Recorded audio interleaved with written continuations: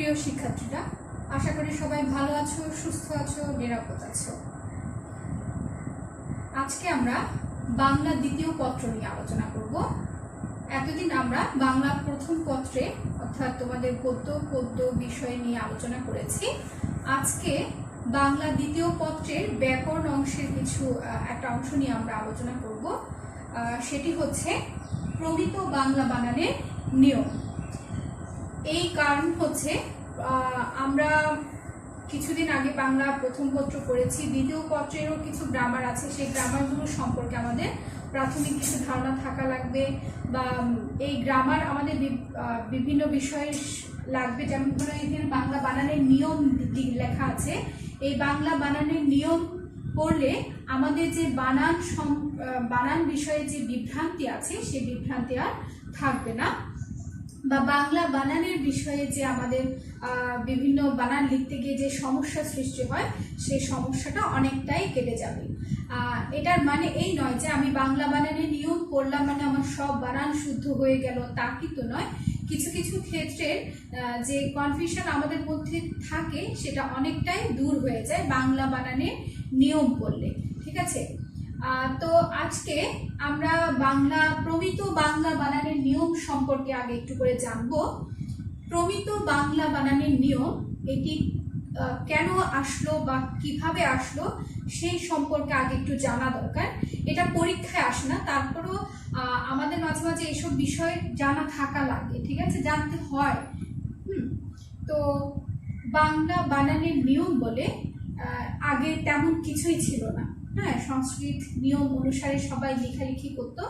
19 শতকের পরে এই বিষয় নিয়ে একটু সমস্যার সৃষ্টি হয়, তো যার কারণে গিয়ে বাংলা বানানের নিয়ম নামে কলকাতা বিশ্ববিদ্যালয় থেকে কিছু নিয়ম প্রণয়ন করা হয়। তারই পরিপ্রেক্ষিতে বাংলাদেশে বাংলা একাডেমির নাম আশা করি অনেকেই শুনেছো না, আবার অনেকে চোখেও দেখেছো, গিয়ে ঘুরে এসেছো, এরকম না। ঢাকা বিশ্ববিদ্যালয়ের অধীনে যে বাংলা একাডেমি আছে সেই বাংলা একাডেমি থেকে 1992 সালে প্রথম বই আকারে বাংলা বানানের নিয়ম বা প্রমিত বাংলা বানানের নিয়ম নামে কিছু নিয়ম প্রণয়ন করা হয়। হ্যাঁ, এই প্রমিত শব্দের অর্থ হচ্ছে প্রমাণিত, পরীক্ষিত বা আদর্শ একটা নিয়মকে বোঝানো হচ্ছে। ঠিক আছে, যেটা গবেষণার মাধ্যমে বের করে আনা হয়েছে, বিভিন্ন নিয়ম ঘেটে বিভিন্ন কিছু অনুসন্ধান করে এই বানানগুলোকে একটা নির্দিষ্ট নিয়মের মধ্যে বেঁধে দেওয়া হয়েছে। এই বেঁধে দেওয়া হয়েছে তার কারণ হচ্ছে বিভ্রান্তিটা যাতে দূর হয়। ঠিক আছে, তো এই প্রমিত বাংলা বানানের নিয়মটা সংশোধন করা হয়, আবার মানে একেবারে লেটেস্ট হচ্ছে 2012 সালের দিকে আবার বাংলা একাডেমি কিছু নিয়ম প্রণয়ন করে, এবং এটা হচ্ছে সময়, পরিবেশ, পরিপ্রেক্ষিত অনুসারে কিছুদিন পর পরই সেটা চেঞ্জ হয়। যেমন আমরা ঈদ বানান লিখি না, আমরা একেবারে ছোটবেলা থেকে ঈদ বানানটা শিখে এসেছি কিভাবে, দীর্ঘ ই দ, ঈদ। ঠিক আছে, কিন্তু এখন যে নতুন ধারা বা এখন যেটা লেখা হচ্ছে সেটা হচ্ছে রস্ব ই দ। আবার মনে করো তোমার বাবা মা যারা আছে বা তোমার দাদা দাদি যারা আছে, দেখবে বাড়ি বানান বয়াকার বা ঢ-শূন্য র দীর্ঘ ইকার দিয়ে লেখা হতো, বাড়ি, গাড়ি সবকিছু দীর্ঘ ইকার দিয়ে লেখা হতো। কিন্তু এখন যে নতুন নিয়ম বা বাংলা একাডেমির যে বাংলা বানানের নিয়ম, সেই নিয়ম অনুসারে বাড়ি বানানটা লেখা হয় বয়াকার বা ঢ-শূন্য র রস্ব ইকার দিয়ে। ঠিক আছে, এরকম আরো অনেক কিছু আছে। আবার অনেক সময় দেখা যাচ্ছে আমরা একটা শব্দ উচ্চারণ করছি একরকম, আবার কি লিখছি আরেক রকম করে, অর্থাৎ বানানটা লিখছি আরেক রকম করে। ঠিক আছে, যেমন ধ্বংস বানান লিখছি ভয়ব অনুস্বার দন্তস্ব। ঠিক আছে, এখানে ধ্বংস শব্দটা লিখছি আমরা ধ্বংস, উচ্চারণ করছি কি ধ্বংস। তাহলে এই যে শব্দগুলোর মধ্যে বিভিন্ন রকমের সমস্যা বা বানান কিভাবে লিখবো সেটার সমস্যা সমাধান করার জন্য এই বাংলা বানানের নিয়ম, অর্থাৎ বাংলা উচ্চারণ নীতি হচ্ছে মানুষের যে কথা বলার বা মুখ দিয়ে যে শব্দ বা ধ্বনি বের হয় সেটা নিয়ম, উচ্চারণের নিয়ম। আর বাংলা বানান হচ্ছে বাংলা শব্দ বা বাংলা ভাষাকে লেখার নিয়ম। ঠিক আছে, একটা হচ্ছে আমাদের উচ্চারণ বা শব্দ ধ্বনি যেভাবে বের হয় সেটা বলার নিয়ম, আরেকটা হচ্ছে যে লেখার নিয়ম। ঠিক আছে, তাহলে এই বাংলা বানানগুলো নিয়ে আমাদের মধ্যে যে সংশয় আছে সেগুলো দূর করার জন্যই যে নিয়ম প্রণয়ন করা হয়েছে বাংলা একাডেমি কর্তৃক, সেটাকেই বলা হয় প্রমিত বাংলা বানানের নিয়ম। আমরা এই প্রমিত বাংলা বানানের নিয়ম করতে গিয়ে আস্তে আস্তে আসবে, একটার পর একটা ক্লাসের মধ্যে তোমরা দেখতে পাবে যে এই প্রমিত বাংলা বানানের নিয়মের মধ্যে বেশ কিছু নিয়ম আছে, অর্থাৎ তৎসম শব্দ। তৎসম মানে হচ্ছে সংস্কৃত, সংস্কৃত শব্দের বাংলা বানানের একরকম নিয়ম আসছে। আবার মনে করো অতৎসম, অর্থাৎ কিছু আছে যেগুলো তৎসম নয়, অর্থাৎ তদ্ভব, দেশি, বিদেশি। হ্যাঁ, তদ্ভব মানে হচ্ছে সংস্কৃত থেকে বা সংস্কৃত যে ভাষা সেই ভাষা থেকে সম্পূর্ণ পরিবর্তন হয়ে কিছু শব্দ আমাদের বাংলা ভাষায় এসেছে, সেগুলোকে বলা হয় তদ্ভব শব্দ।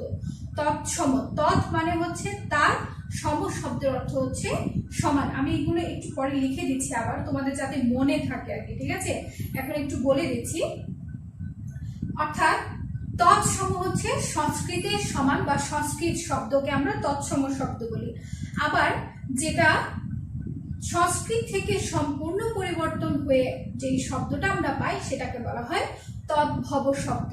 যেমন হাত, হাতে সংস্কৃত শব্দ বা তৎসম শব্দ হচ্ছে হস্ত, হস্ত থেকে সামান্য পরিবর্তন হয়ে ওটাকে বলা হয় অর্ধ তৎসম। তোমরা ছোটবেলায় হয়তো পড়েছো বা 9, 10-এ পড়েছো তৎসম, অর্ধ তৎসম। হ্যাঁ, তোমাদের 9, 10-এ যে বোর্ড বইটা আছে সেটার একেবারে প্রথম দিকের অধ্যায়গুলোর মধ্যে আছে যে তৎসম, তদ্ভব, দেশি, বিদেশি এরকম শব্দের ভান্ডারগুলো ওখানে দেওয়া আছে। তৎসম, এরপর হচ্ছে অর্ধ তৎসম, তদ্ভব, দেশি, বিদেশি।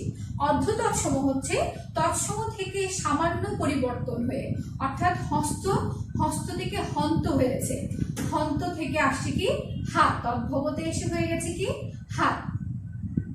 তাহলে এই হস্ত, হন্ত, হাত, অর্থাৎ হস্ত থেকে সম্পূর্ণ পরিবর্তন হয়ে এসেছে কি হাত শব্দটি, এজন্য বলা হচ্ছে তদ্ভব শব্দ।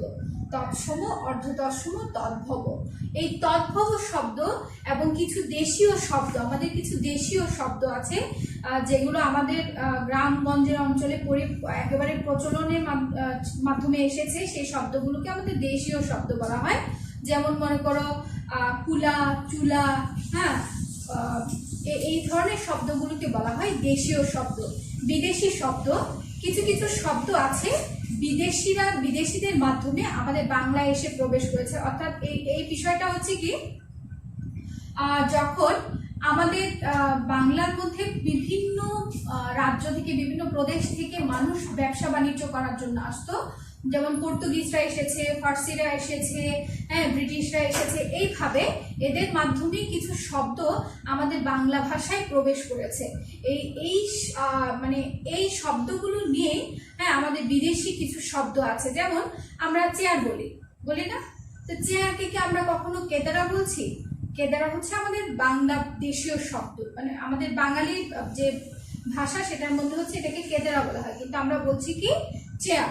আবার মনে করো টেবিল, টেবিলের বাংলা হচ্ছে চোপায়া, আমরা কি চোপায়া বলছি না, বলছি কি টেবিল। ঠিক আছে, এরকম বেশ কিছু শব্দ আছে যেগুলো হচ্ছে আমাদের বিদেশিরা আমাদের দেশে বাণিজ্য করতে আসার পরে সেই শব্দগুলো আমাদের হয়ে গেছে। চট্টগ্রামে একটা ভাষা আছে, আমি ওটা একটু করে বলছি। হ্যাঁ, আমাদের চট্টগ্রামে বলা একটা শব্দ আছে, যেমন আমি শব্দটাকে চট্টগ্রামের ভাষায় বলা হয় কি আইন। হ্যাঁ, তো এই আইন শব্দটা আসছে কিভাবে দেখো, যখন বিদেশিরা আমাদের দেশে বাণিজ্য করতে আসতো, তো তারা সমুদ্র বন্দর হয়ে আসতো সরাসরি। সেই সমুদ্র বন্দর হয়ে আসার সময় দেখা গেছে কি তারা বিদেশি ভাষায় কথা বলছে, তো এরা আমি শব্দটাকে, হ্যাঁ, কি বলে আই বলে, ইংলিশে আই বলে না, ইংরেজিতে আমিকে বলা হয় কি আই। এই আই শব্দটাকে, হ্যাঁ, বলতে বলতে যখন বাঙালিরা বলা শিখছে, মানে যখন বুঝতে পারছে যে এই আই শব্দের অর্থ হচ্ছে আমি, তো তারা আই শব্দটা বলতে গিয়ে যেমন হয়ে গেছে সেটা কি আইন। ঠিক আছে, এই আই শব্দটা আমাদের এখন চট্টগ্রামের আঞ্চলিক ভাষায় পরিচিত আছে, ঠিক না? ঠিক এভাবে বেশ কিছু শব্দ আমাদের বাংলা ভাষায় প্রবেশ করেছে। তো এগুলো এখন আমাদের নিত্য দিনের জীবনধারার মধ্যে এমন ভাবে ওতপ্রোত ভাবে মিশে গেছে যে আমরা বুঝতেও পারি না যে এটা কি শব্দ, ইংরেজি শব্দ বা বিদেশি শব্দ বা ফার্সি শব্দ, ঠিক আছে। তো এগুলোকে বলা হচ্ছে কি বিদেশি শব্দ। এই শব্দগুলো প্রত্যেকটা শব্দ কিভাবে লিখতে হবে, কিভাবে আমরা বাক্য গঠন করার সময় বানানগুলোকে লিখব, শব্দটা কিভাবে বানান হবে, সেই নিয়মগুলো বাংলা একাডেমি নির্ধারণ করে দিয়েছে এবং এটাকেই বলছি আমরা কি প্রমিত বাংলা বানানের নিয়ম। আসো আমরা আজকে একটা বাংলা বানানের নিয়ম শিখব, সেটা হচ্ছে তৎসম শব্দের বাংলা বানানের নিয়ম। কিভাবে তৎসম শব্দের বাংলা বানান লিখতে হয় বা কি কি নিয়ম আছে সেখান থেকে আমরা কিছু নিয়ম শিখব। দেখো এবার আমরা তৎসম শব্দের বাংলা বানানের নিয়ম দেখব। প্রশ্নটা কিভাবে আসে আগে প্রথমে সেটা দেখি আমরা। বাংলা একাডেমি প্রণীত বাংলা বানানের নিয়ম অনুসারে, আমি একেবারে বিস্তারিতভাবে প্রশ্নটা লিখেছি, হ্যাঁ। বাংলা একাডেমি প্রমিত বাংলা বানানের নিয়ম অনুসারে তৎসম শব্দের বাংলা বানানের যে কোনো 5টি নিয়ম নিম্নে দেওয়া হলো। আমি এভাবে দিয়েছি, কিন্তু তোমাদের প্রশ্ন আসবে নিয়ম লেখো, ঠিক আছে। এখন আমি 5টা দিয়েছি কারণ সচরাচর তোমাদের যে প্রশ্নগুলো হয় সেখানে 5টা বানানই আসবে, 5টা বানানের নিয়ম লিখতে বলা হবে, সেজন্য আমি 5টি নিয়ম লিখো এভাবে দিয়েছি। তাহলে কি বলছে, বাংলা একাডেমি প্রমিত বাংলা বানানের নিয়ম অনুসারে তৎসম শব্দের বাংলা বানানের নিয়ম 5টি নিয়ম লেখো, ঠিক আছে। এখানে আমি দিয়েছি, দেখো তৎসম অর্থ হচ্ছে তার সমান বা সংস্কৃতের সমান। এখানে আমি এটা লিখেছি একেবারে মানে তোমরা জানার জন্য বা বোঝার জন্য, ঠিক আছে। এটা কিন্তু প্রশ্নের সাথে অ্যাড হবে না। প্রশ্ন আসবে যে এভাবে আসবে, আসার পরে তুমি লিখবে কি বাংলা একাডেমি প্রমিত বাংলা বানানের নিয়ম অনুসারে তৎসম শব্দের বাংলা বানানের 5টি নিয়ম নিম্নে দেওয়া হলো, ঠিক আছে। ঠিক এভাবেই লিখবে। এই বিষয়টা মানে তৎসম অর্থ তার সমান, এটা লেখার প্রয়োজন নেই। এরপর তুমি 1 নম্বর নিয়ম, 2 নম্বর নিয়ম, 3 নম্বর নিয়ম এভাবে দিয়ে শুরু করতে পারবে নিয়মগুলো, হ্যাঁ। প্রথমে আমরা দেখি 1 নম্বর যে নিয়মটি আছে সেটি কি আছে, যেই সব তৎসম শব্দে হ্রস্ব ই দীর্ঘ ই বা হ্রস্ব উ দীর্ঘ উ উভয় শুদ্ধ, কেবল সেসব শব্দে হ্রস্ব ই বা হ্রস্ব উ এবং তার কারচিহ্ন হ্রস্ব ইকার হ্রস্ব উকার হবে। এখন তোমাদের কাছে পুরোটাই গোলমিল লাগছে, ঠিক না? আমরা আগে একটু একটু করে বুঝি, ঠিক আছে। কি বলছে প্রথমে আগে একটু দেখি। যে সব তৎসম শব্দে, অর্থাৎ যে সব সংস্কৃত শব্দের মধ্যে বা তৎসম শব্দের মধ্যে হ্রস্ব ইকার দীর্ঘ ইকার মানে হ্রস্ব ই দীর্ঘ ই এবং হ্রস্ব উ দীর্ঘ উ উভয় শুদ্ধ মানে দুটোই শুদ্ধ, সেই সব শব্দের মধ্যে কেবলমাত্র হ্রস্ব ই বা হ্রস্ব উ এবং তাদের কারচিহ্ন মানে হ্রস্ব ই এর কারচিহ্ন হচ্ছে হ্রস্ব ইকার, আবার হ্রস্ব উ এর কারচিহ্ন হচ্ছে হ্রস্ব উকার। এগুলো তো আমরা জানি, ঠিক না? স্বরেয়তে কোনো আকারিকার হয় না, স্বরেয়তে আকার, হ্রস্বতে হ্রস্ব ইকার, দীর্ঘিতে দীর্ঘ ইকার, হ্রস্ব উতে হ্রস্ব উকার, দীর্ঘ উতে দীর্ঘ উকার। এভাবে আমরা কারচিহ্নগুলো একেবারে ছোটবেলায় হাতে খড়ি করার সময় তখনই শিখেছি, ঠিক না?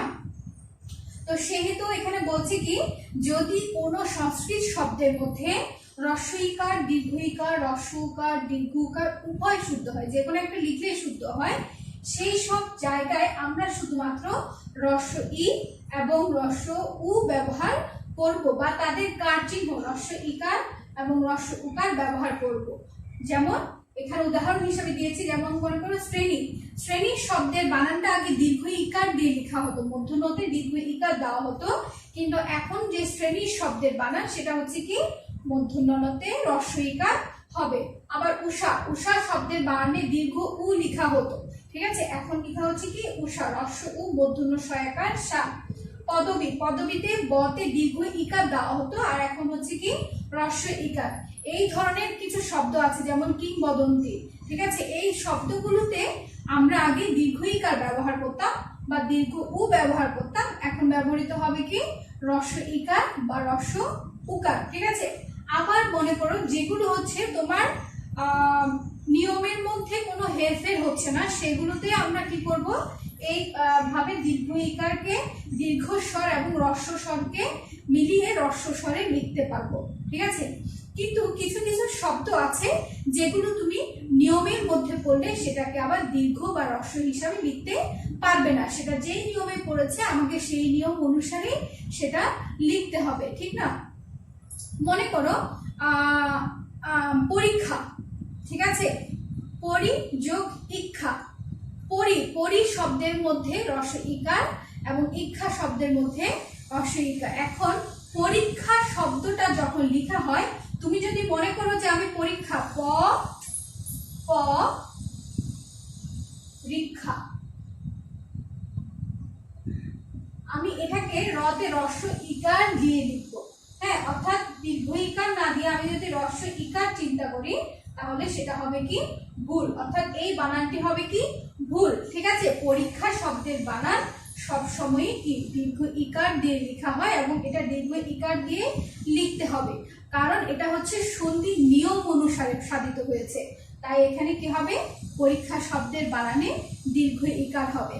সেজন্য বলছি যেগুলো হচ্ছে নিয়মের মধ্যে পড়ছে না বা নিয়ম সিদ্ধ নয়, সেই ক্ষেত্রেই শুধুমাত্র আমরা দীর্ঘ স্বরকে হ্রস্ব স্বরেও লিখতে পারবো, কিন্তু যেটা নিয়মের মধ্যে পড়বে সেটা যেই বানানটা আসবে নিয়মের মধ্যে সেটাই আমাদেরকে লিখতে হবে, ঠিক আছে। 2 নম্বর যে নিয়মটি আছে সেটি হচ্ছে রেফ এর পর ব্যঞ্জন বর্ণের দ্বিত্ব হবে না, অর্থাৎ রেফ থাকলে এর পরে যদি কোনো ব্যঞ্জন বর্ণ থাকে, ক খ গ ঘ এগুলোকে বলা হয় ব্যঞ্জন বর্ণ, এবং স্বরেয় স্বরেয়া এগুলোকে বলা হয় স্বরবর্ণ, ঠিক আছে।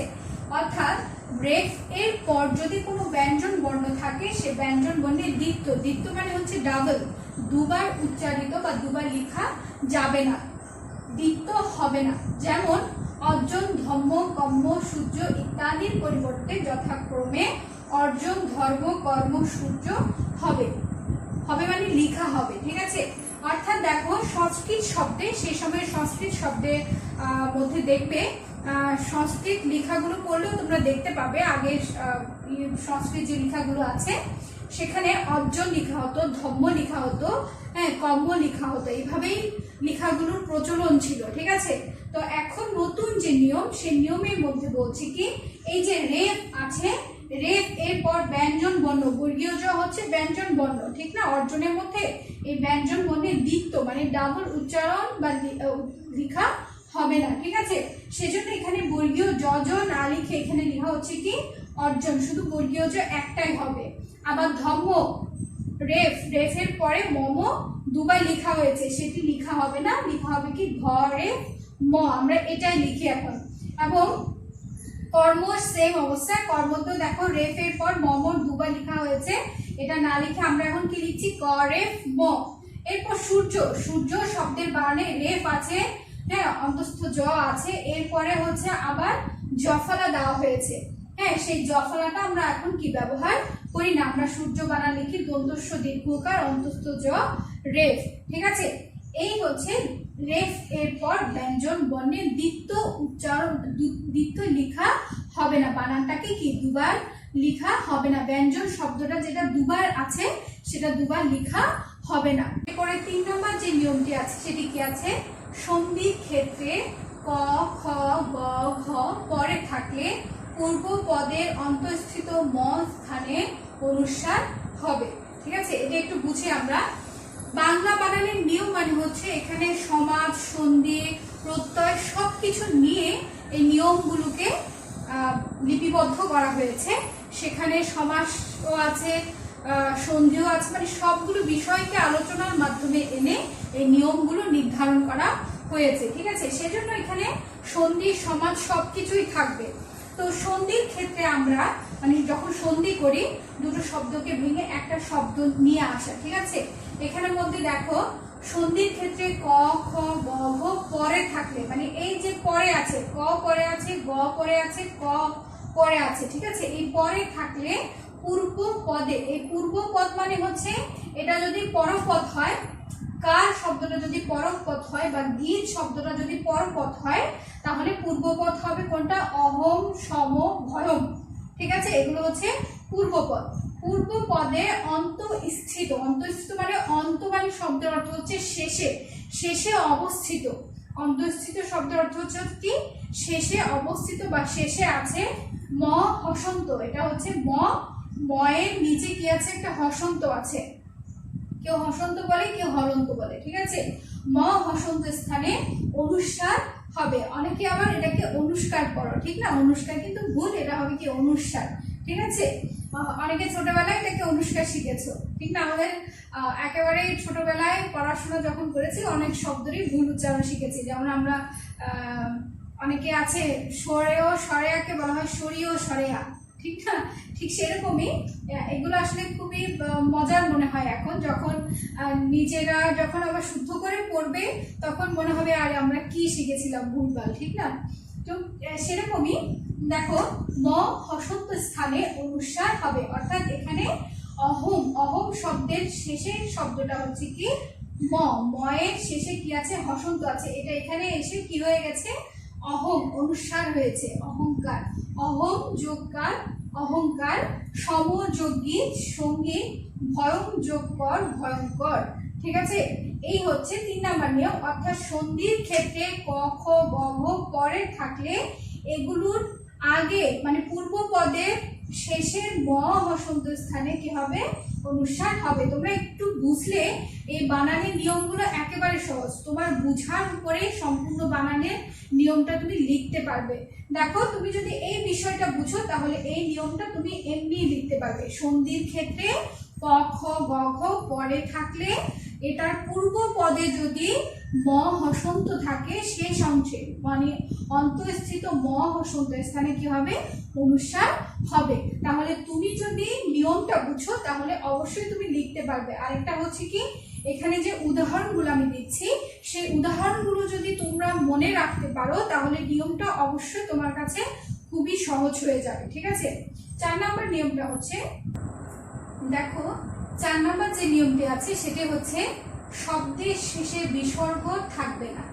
শব্দের শেষে আগে একটা বিসর্গ দেওয়ার নিয়ম ছিল। বিভিন্ন বড় বড় পুস্তক যারা লিখতেন বা বিভিন্ন বইপত্রের যারা লিখতেন তারা করতো কি এই যে এই শব্দগুলোতে কার্যত, মূলত, প্রথমত, প্রধানত এই শব্দগুলো লেখার পরে এই যে শেষে মনে করো প্রধানত, প্রধানত লেখার পরে এখানে একটা কি দিত বিসর্গ দিত, ঠিক আছে।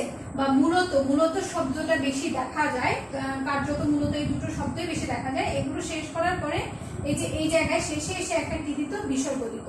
তো এখন নতুন যে নিয়ম বাংলা বানানের নিয়ম সেখানে বলছে কি এই শব্দের শেষে কি হবে না বিসর্গ লেখা হবে না বা লেখা যাবে না, ঠিক আছে। এটা হচ্ছে 4 নম্বর নিয়ম।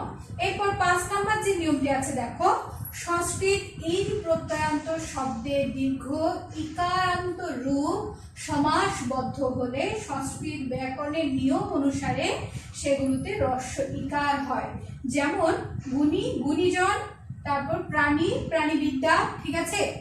এই বিষয়টা কি বলছে দেখো সংস্কৃত ইন প্রত্যয়ান্ত শব্দের দীর্ঘ ইকারান্ত রূপ, এই যে গুণী, হ্যাঁ ইন প্রত্যয়ান্ত শব্দ, এগুলো প্রত্যয় যখন পড়বে তখন বুঝতে পারবে বা তোমরা আগেও পড়েছো প্রত্যয়, হ্যাঁ। তো এই ইন প্রত্যয়ান্ত শব্দের শেষে হচ্ছে একটি দীর্ঘ ইকার। গুণী, গুণীতে কি আছে দীর্ঘ ইকার আছে, কিন্তু এটা যখন সমাসবদ্ধ হবে একটা সমাসবদ্ধ শব্দ হবে যে অর্থাৎ গুণীজন, গুণী যে জন গুণীজন, প্রাণীবিদ্যা, প্রাণী বিষয়ক যে বিদ্যা প্রাণীবিদ্যা, সমাস ভাঙ্গে আর কি ব্যাস বাক্য বলা হয় প্রাণী বিষয়ক যে বিদ্যা তাকে বলা হচ্ছে কি প্রাণীবিদ্যা। তো ব্যাস বাক্য করে সমাস যখন সমাসবদ্ধ যখন একটা পদ হবে তখন সংস্কৃত ব্যাকরণের নিয়ম অনুযায়ী এই যে দীর্ঘ স্বরগুলো আছে দীর্ঘ ইকার প্রাণীতে, গুণীতে দীর্ঘ ইকার, প্রাণীতে দীর্ঘ ইকার, এগুলো হ্রস্ব ইকার দিয়ে লেখা যাবে।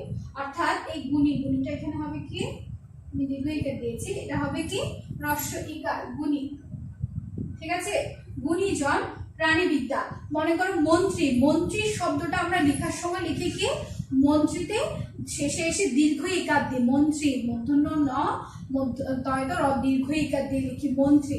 কিন্তু যখন আমরা লিখব মন্ত্রী পরিষদ, তখন সেই মন্ত্রীতে শেষে এসে কি হয়ে যাবে, রস্ব ইকার হয়ে যাবে। মন্ত্রী শব্দের শেষে কি হবে, রস্ব ইকার হবে। অর্থাৎ বলছে কি যে যখন এরা সংস্কৃত ইন প্রত্যয়ান্ত শব্দ থাকবে তখন হচ্ছে দীর্ঘ ইকার থাকবে, গুণী, প্রাণী, ঠিক আছে। কিন্তু যখন এরা সমাসবদ্ধ একটা শব্দ হবে তখন এদের এই দীর্ঘ ইকার উঠে গিয়ে হয়ে যাবে কি, রস্ব ইকার, ঠিক আছে। এই হচ্ছে তৎসম শব্দের বাংলা বানানের 5টি নিয়ম। এই নিয়মগুলোর মধ্যে আমি তো তোমাদেরকে বলেছি, প্রথমের দিকে বলেছি যে উদাহরণ মনে রাখার চেষ্টা করবে এবং যেই নিয়মটা তুমি লিখছো এটাকে জটিল ভাবার কোনো কিছু নেই। তুমি যদি নিয়ম ভালোভাবে বুঝে থাকো তাহলে তোমাকে মুখস্থ বিদ্যা করে আন্দাজে কোনো কিছুই লিখতে হবে না। তুমি যদি নিয়ম ভালো করে বুঝো তুমি নিজেই নিয়মটা লিখতে পারবে এবং উদাহরণগুলো ভালো করে মনে রাখবে যাতে নিয়মটা মনে রাখে। মানে আমার টেকনিকটা হচ্ছে এটা আর কি, উদাহরণ যদি মনে থাকে তোমার, হ্যাঁ, যে উদাহরণগুলো দিয়েছি সেগুলো যদি তুমি মনে রাখতে পারো দেখা যাবে কি নিয়মটা অটোমেটিক চলে আসছে, যে নিয়মটা ওইটা এই নিয়মের মধ্যে পড়ছে। যেমন এখানে কার্যত মূলত শব্দগুলো দেখলে আমি বুঝতে পারবো যে কি এটা হচ্ছে কি বিসর্গের যে নিয়মটা ছিল সেটা। আবার মনে করো এখানে গুণীজন, হ্যাঁ, বা গুণীজন যে নিয়মটা ছিল এটা হচ্ছে কি সংস্কৃত ইন প্রত্যয়ান্ত বা সমাসবদ্ধ হলে কি নিয়মটা হবে সেটা। আবার মনে করো অহম যোগ কার দিয়ে অহংকার শব্দগুলো লিখেছি, তাই এগুলো হচ্ছে কি সংস্কৃতের যে সন্ধির নিয়মটা আছে সেই নিয়মটা থেকে দেওয়া হয়েছে। এই হচ্ছে মনে রাখার টেকনিক। তুমি উদাহরণ মনে রাখবে, নিয়ম অটোমেটিক চলে আসবে, ঠিক আছে। এবং নিয়মটা লেখার যে সিস্টেম সেটা হচ্ছে তোমাকে আগে নিয়মটা বুঝতে হবে কি বলা হয়েছে আমার নিয়মের মধ্যে, হ্যাঁ। তো প্রত্যেকটা নিয়ম যদি তুমি বুঝো তাহলে লেখা একেবারে সহজ, হ্যাঁ। এই হচ্ছে বাংলা তৎসম শব্দে বা সংস্কৃত শব্দের বাংলা বানানের নিয়ম। আমরা আগামী ক্লাসে অতৎসম শব্দের বাংলা বানানের 5টি নিয়ম সম্পর্কে আলোচনা করব। তৎসম থেকে সম্পূর্ণ ভিন্ন হচ্ছে অতৎসম, হ্যাঁ, যেগুলোর মধ্যে সংস্কৃত কোনো শব্দ নেই বা সংস্কৃত শব্দ না থাকার নেই এরকম কিছু শব্দের কিভাবে বাংলা বানানের নিয়ম লিখতে হবে সেই নিয়মগুলো আমরা দেখে নেব। আমি প্রথম দিকে তোমাদেরকে বলেছি নিয়মগুলো শিখলে বাংলা বানান সম্পর্কে যে বিভ্রান্ত আমাদের মধ্যে রয়ে গেছে বা যে সমস্যাগুলো লেখার সময় হয় তার অনেকটাই সমাধান হয়ে যাবে।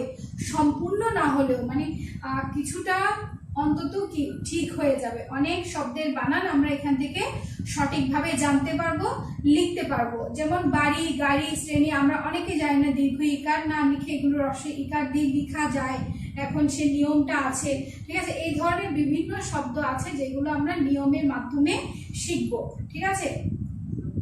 এই হচ্ছে আজকের ক্লাস। আগামী ক্লাস পর্যন্ত সবাই ভালো থেকো, সুস্থ থেকো, নিরাপদ থেকো। ধন্যবাদ সকলকে।